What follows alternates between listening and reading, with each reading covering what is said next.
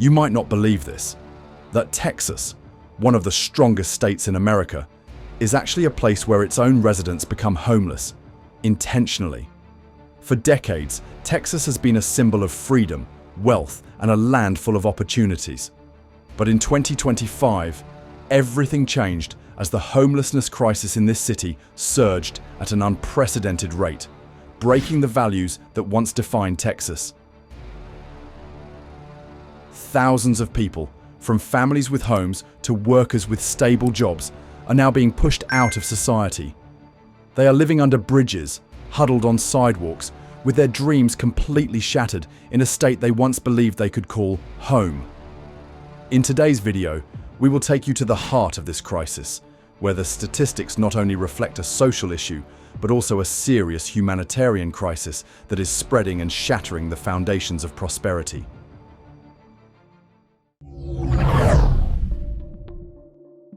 Texas, a name that evokes prosperity, vastness, and freedom. A place once considered a symbol of the American dream. You could start with nothing but your bare hands, and with hard work, you would have a home, a car, and a stable future. But by 2025, when driving through Austin, Dallas, or Houston at night, there is something that makes you rub your eyes a few times to look again.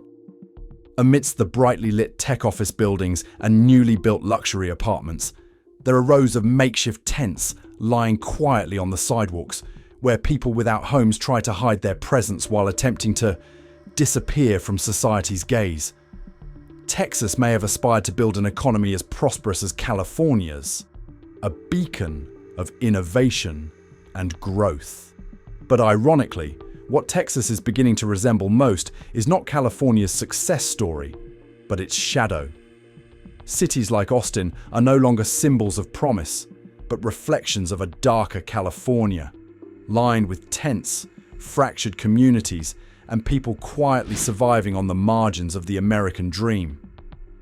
According to the 2025 report by the US Department of Housing and Urban Development, Texas currently has over 27,987 homeless individuals, accounting for approximately 7.2% of the total homeless population in the United States.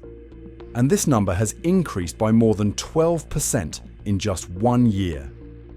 Notably, according to data from the Texas Homeless Network, nearly 1/3 of them are over 60 years old. Individuals from the baby boomer generation who were once the backbone of Texas' current prosperous development. In Austin alone, a city once considered an ideal destination for the youth and tech industry, the number of homeless people has increased by 35% since 2020. More than 65% of them once had stable homes, but lost the ability to pay rent after prices skyrocketed. No one thought they would end their lives on a park bench or sleep in an old car parked behind a gas station, amid the 40-degree summer heat or the sudden cold snaps of winter. But that is happening day by day as the city rushes after development rankings, technology investments, and unfinished metro lines. A group of people is gradually being left behind. The residents who were once the pillars of society, now unable to keep up with a pace that is too fast, too indifferent, and seemingly no longer leaving room for those who contributed to its construction. Worse still, instead of expanding support, the authorities have imposed new regulations, banning tents in parks, prohibiting sleeping in commercial areas, and forbidding camping outside the city. They call it restructuring, urban order management. But for those living on minimal pensions and relying on public buses, those regulations seem like a subtle way of saying, sorry, the new version of America has no place for you. If a state like Texas, wealthy, proud, and once promising that no one would be left behind, also allows its people to embrace despair and sleep under the open sky, then is there really anywhere safe? Will the American dream, if no longer meant for Texans, belong to anyone?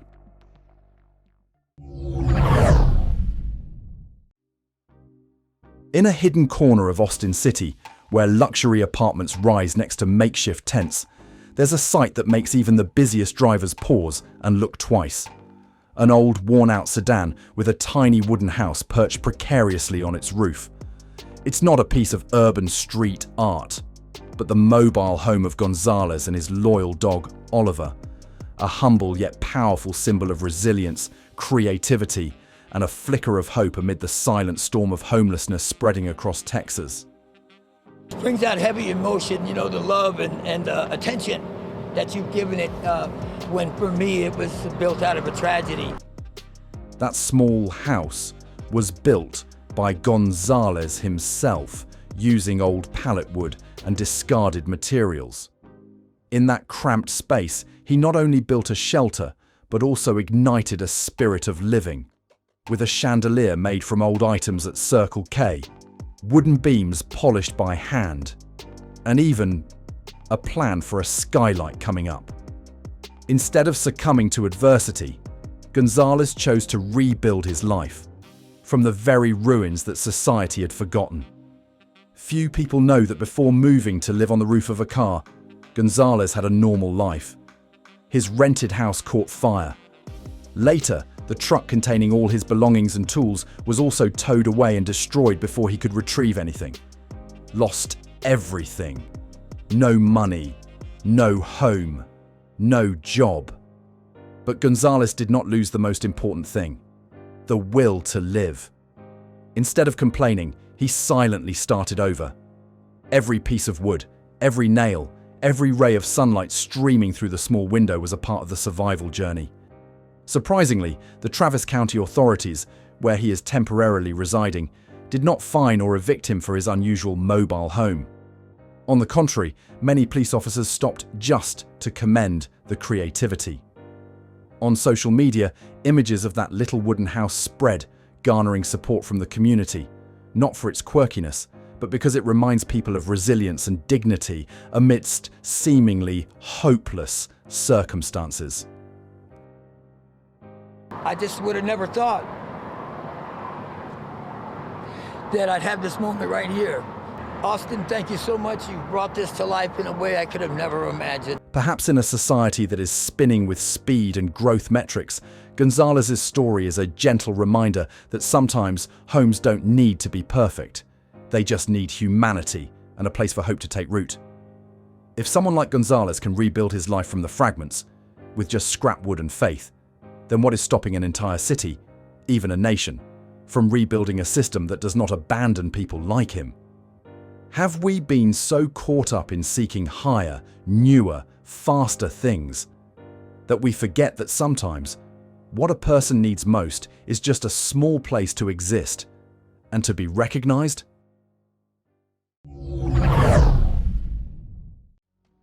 On Bluff Springs Road in southeast Austin, an empty lot has just appeared. Previously, it was the dwelling of dozens of people. Now, only remnants of dismantled tents, scattered bits of trash, and an eerily silent void remain. The city calls it an act of cleaning up the living environment. But some people call it eradication, because for those who once lived there, it is not garbage, but a home. Many residents have reported concerns about unsanitary conditions, safety fears, and a sense of unease when passing by a makeshift camp of tattered tents, plastic bins, and weary eyes every evening. And then, the city of Austin took action. They cleared the entire area for good reason, according to Mr. David Gray, the city's homelessness strategy officer. A lot of those folks who are users or had been using express interest in substance use treatment. However, the truth is not as simple as cleaning up a garbage dump. Behind each dismantled tent is a person, a story. Not everyone easily agrees to step into a shelter as a form of rescue.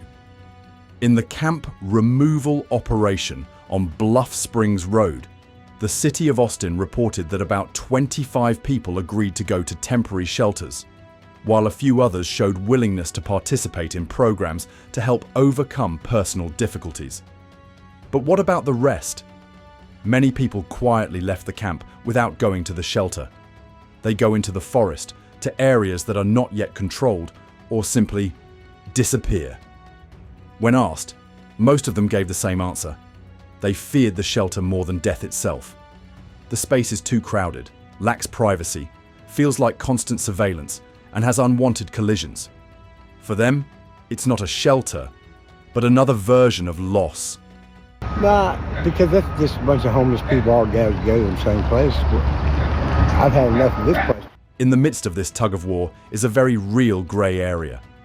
The residents in the area need cleanliness, safety, and order. The authorities need a tidy, civilized, and manageable urban face. But for the homeless, those who have fallen out of the normal cycle of society, what they need is simply a place where they are allowed to exist without being chased away, without being seen as a burden, without being forced into a choice they do not believe is meant for them. The question is, when we erase the traces, are we really solving the crisis? Or are we just pushing it into another hidden corner? That question remains unanswered as each clearance campaign leads to a familiar cycle of tragedy. Tents dismantled, people forced to move, and then a new camp springs up elsewhere. In a system still riddled with gaps, shelters are not appealing enough, support programs lack depth, and human rights sometimes take a back seat to the goal of cleaning up the urban landscape. The homeless continue to be trapped between two worlds, not belonging to the streets, yet unable to find their way into mainstream society. So, when will the cleaning of a new street no longer come with the erasure of a part of humanity? Is it possible to have an America where kindness is not mixed with fear? A place where even tents are looked at with compassion?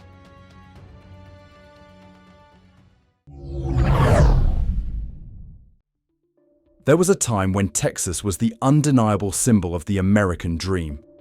A place of oil, jobs, vast lands with sparse populations, and opportunities stretching from rural to urban areas. People from all over flocked to Dallas, Austin, Houston with a simple hope: to work hard, buy a small house, build a family, and live a stable life. However, by 2025, that image is cracking into pieces. When traveling along the interstate highways, you not only see the bright billboards or the unfinished construction projects, you also see old covered cars, inside of which people sleep in silence on the fringes of dreams they once believed they could reach. They are not the failures that society easily labels them as. They were once mechanics, logistics staff, nurses, truck drivers, single mothers. They once had a home, a pension, and a small dream of a peaceful old age.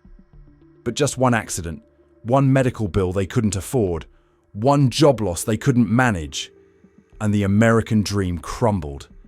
There is no system to catch them, and they fall straight onto the pavement. In a society driven by speed, rankings, and development indices, those who cannot keep up seem to become a burden rather than a part of the community. And Texas, once a symbol of openness, is now gradually closing its doors to those who once placed their trust in it. Perhaps it is time for us to redefine the American dream. If a dream is only for the healthy, wealthy, technologically advanced, and those with fixed addresses, then who will protect the rest? Who will remind us that a nation cannot take pride in allowing tens of thousands of its citizens to sleep on the streets? From dreams to oblivion, just a single event apart. And if no one speaks up, tomorrow, who knows? The person lying on that stone bench could be someone you once knew. In many major cities in Texas, from Dallas to Austin, setting up tents to sleep overnight in parks, camping on vacant lots, or simply lying down on public benches is not only met with disdain, but can also result in fines, arrests, or eviction. In May 2021, the state of Texas passed House Bill 1925, which prohibits homeless camping in public places statewide, even if there are no adequate alternative accommodations. Violators can be fined or imprisoned. And so, from being homeless, they become criminals. In Austin, a woman over 70 years old was fined for setting up a tent behind a Walmart parking lot. In Houston, a group of homeless veterans was dispersed for cooking for each other in the park. Each small act of survival, sleeping, eating, seeking shade, has been erased from public spaces as if their existence is something to be hidden. The authorities say it is to ensure order, hygiene, and safety. And indeed, there are camps that have become sources of waste and social evils. But if we only clean up without a fundamental solution, it's no different from erasing a bad painting by tearing down the entire wall.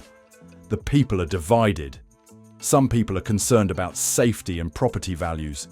Some others are troubled when they see people being pushed away like ghosts on the fringes of urban light. As for the homeless, they understand that they are not welcome, but they have nowhere else to go. They tell me I can't sleep here. But they also didn't tell me where I should sleep, said a man, his voice hoarse from the night wind and cheap cigarettes. The modern city demands order, but life is not always tidy. Sometimes makeshift tents are the last bastion of dignity, rather than going to shelters where they have been robbed, chased away, or only allowed to stay for a few nights before being back on the cold streets. What do you think about a society where simply existing quietly is forbidden? Is survival still a basic right, or is it only for those with a permanent residence and a bank account? At night in the outskirts of Austin, when the sun sets and the quiet roads give way to the sickly yellow lights of gas stations and old signs, there are areas where even GPS hesitates to provide directions. Not because there are no addresses, but because even the police rarely visit. The nameless streets, once industrial areas or abandoned parking lots, have now become makeshift shelters for hundreds of people. And a legal no man's land. Ironically, that was once known as the fastest growing area in America. Just a few miles to the north are modern office buildings and tech startups valued in the billions. But just turning into a dusty alley, we encounter a distorted replica of the American dream. Tattered tents, old cars, and people surviving on leftover food and the remnants of their dignity. Worse, the homeless camps are becoming more crowded, but also more invisible. The locals have started to avoid that route when taking their children to school. Small shops close earlier out of fear of risk, from sympathy to worry, and finally to silence. No one wants to look into the darkness knowing that within it are people who once had lives like theirs. And we, those who still have a roof over our heads, a loaf of bread, and a bank account, perhaps do not know either. We pass through those forbidden zones as if walking through a blurry screen. But that's not a movie. That's real life. And in real life, there is no director to call cut when things go too far. Is a city still safe when even the protectors don't want to step into certain neighborhoods? And if the answer is no, are we protecting the city or just keeping the rest safe while neglecting the part that is slowly decaying?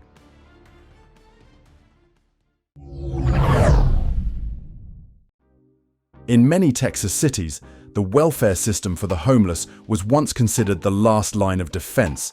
Shelters, public health services, emergency housing assistance, mental health treatment centers, etc. But by 2025, this so-called last line is silently collapsing. Not because there is no money, but because there is no longer enough concern. When asked why there are no plans to build new shelters, a local official admitted, "We don't want to become a magnet attracting homeless people from elsewhere." A statement as cold as steel, but it clearly reflects a reality. Many cities are no longer trying to save, but are trying to avoid. In Dallas, hundreds of homeless people are crammed into temporary centers originally designed for just a few dozen. In Houston, mental health services were cut after federal funding was redirected. And in an Austin neighborhood, a veterans support center was closed after 18 years of operation, without notice, without a replacement. Those who once dedicated their youth to the country now have to line up in front of soup distribution trucks to get by. The abandonment does not happen in a day, but unfolds step by step, slowly, ruthlessly, and legally. There is a heartbreaking concept that those living on the fringes of society refer to: losing the right to care. It means that when you are too poor, too weak, too silent, your problems are no longer considered a priority. And that is the darkest side of a prosperous society. Not poverty, but systemic indifference. An America that can spend hundreds of billions of dollars on developing its artificial intelligence, exploring space and building 7-lane highways, but cannot keep its elderly housed. What future are we really heading towards?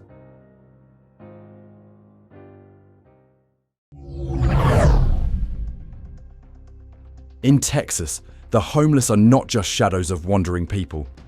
They are the first cracks on a wall once thought to be solid. And when those cracks begin to widen, not just at street corners, but within the very consciousness of the community, it is no longer the story of a marginalized minority group. That is a harbinger of a social fracture forming silently. Look back. In just a decade, the number of people living on the streets in Texas has increased by more than 30%. In Austin, despite the authorities continuously clearing homeless camps, new encampments keep popping up in parks, under bridges, in forests, or outside 24/7 supermarkets. Each time the city clears a camp, society wipes away another layer of its facade of false stability. Worse, the collapse is creeping into the very support system, the place that should be the final barrier. When shelters are overcrowded, budgets are cut, staff resign due to burnout, and mental health centers close. Those who need help the most are the ones who are pushed to the back of the line. And then layer by layer, from the homeless to low-income workers to single mothers, gradually, each small group falls out of the embrace of society unnoticed. We once thought of America as a self-regulating society. When there is a crisis, there will be a response. When there is injustice, there will be debate. When there is a breakdown, there will be reconstruction. But the scariest thing is not the crisis, but it is the familiarity with the crisis. The government talks about improving figures, while the people clearly see that the reality is getting worse every day. It is no longer a policy failure, but rather a fracture of trust, and that is the deepest danger. Perhaps this fracture does not come from a dramatic collapse like in the movies, but from millions of small moments. When one person chooses not to help, a system chooses not to intervene, and a society chooses to turn its back. That's how a dream doesn't disappear, but simply fades away, little by little. So, this is not just a crisis in Texas, but rather, it is a silent test for all of America. Do we still have the strength and the heart to mend the cracks that are splitting apart each day before they turn into an irreparable break? In Texas, people often say, "Everything is bigger here." In Texas, they often say, "Everything is bigger here." But perhaps what is growing day by day is not the opportunities, but the gap between those who still have homes to return to and those who are gradually being forgotten. But perhaps what is growing day by day is not the opportunity, but the gap between those who still have homes to return to and those who are gradually being forgotten. None of them thought they would end up like this. But the world has changed, and they are just the ones who couldn't keep up. When a society begins to punish those who are merely trying to survive, when a city cleans up trash, forgetting that it is the refuge of people who still have a bit of self-respect, when policies are written by those who have never had to worry about where to sleep at night, can a civilization be considered developed if there's no longer room for compassion? Does the American dream still hold any meaning when more and more people have to choose between paying for medicine or keeping a roof over their heads? If what you see in this video makes you think, please leave a comment. What do you think is really falling apart? The economy, the policies, or the bonds between people? Please share your story, feelings, or reflections. This is not just a video, it is an invitation to reflect on America through a lens of honesty and empathy. If you believe these truths need to be known, please hit like to support the spirit of producing in-depth content. Hit subscribe so you don't miss the next stories, where we together explore the true face of today's society. And please share this video with those who are gradually losing faith that someone still cares about what is happening around them. Sometimes, a video can't change the world, but it can change the way someone sees the world. All the content in the video is compiled from journalistic sources, public documents, and real-life witnesses, with the aim of providing a neutral, multifaceted, and educational perspective.